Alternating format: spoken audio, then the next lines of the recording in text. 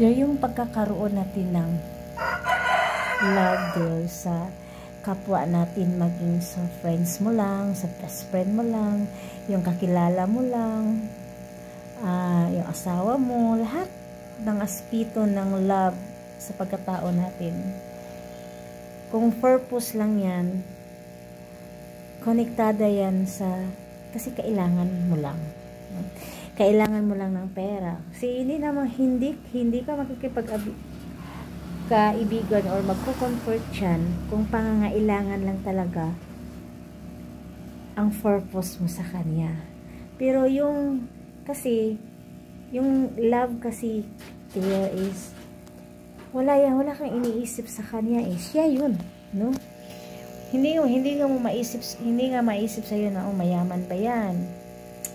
Anong benefits na makukuha ko diyan? Kasi yung purpose is kailangan mo lang kasi may pangangailangan ka. Ang daming klase ng pangangailangan there. Dahil gusto mo yung siya kasi madami siyang pera, kung kayo magkatulungan, magkaroon ka din ng pera, di ba? Oo. And then kung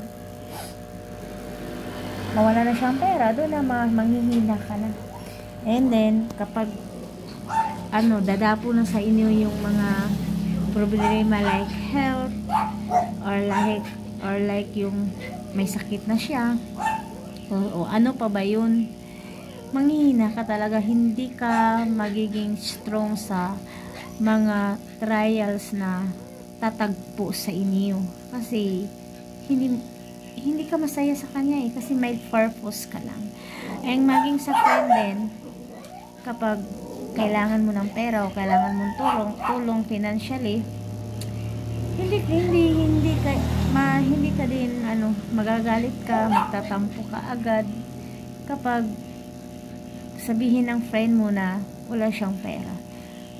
Parang may iba na yung mood mo.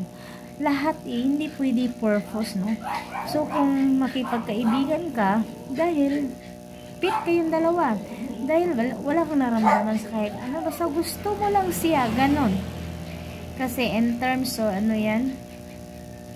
na dating panahon na kailangan mo ng pera, tapos mag-suggest ka sa kanya, hihingi ka ng tulong, tapos siya walang maitulong, kaya mo siyang intindihin, no? Tanggap mo siya kasi nagbabakasakali ka lang. Pero kung purpose lang, wala nga itong pera, ganun, hindi ka na mamamansin sa kanya. Ganun. Hindi yung makipagkaibigan ka lang kasi para may tutulong sa'yo. Kasi may tutulong sa'yo, makabeneficio, hindi ganun. Maging plastic ka na.